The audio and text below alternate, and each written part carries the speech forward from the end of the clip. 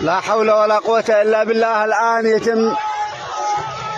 يشتعل مخيم اللاجئين الصوماليين، والخيم تشتعل الواحدة تلو الأخرى والناس يهربون. أين الإطفاء؟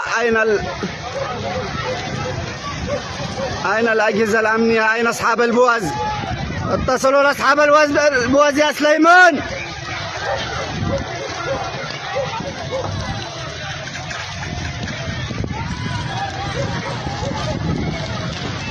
لا حول ولا قوة إلا بالله. هربوا الدباب الغاز، يحاولوا ينقذوا ما تبقى. انظروا على معاناة.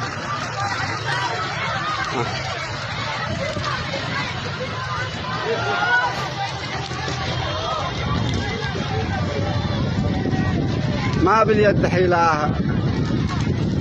يا الله سلم الباقين، يا الله سلم سلم.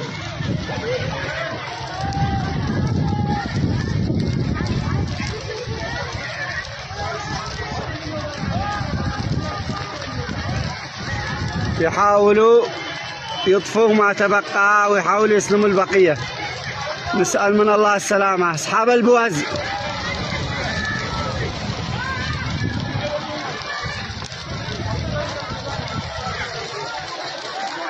احترقت أموالهم واحترق كل ما يملكون داخلها. إنا لله وإنا إليه راجعون.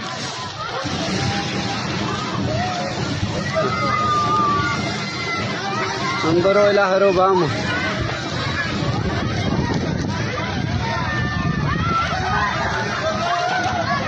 لا تتفاجئوش انتم، خلاص ادي التليفون الاتصال نتصل لاصحاب البوز اسرعي للابرقي.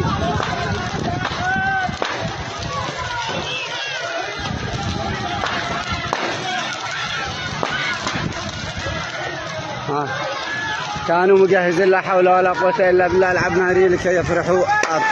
نعم.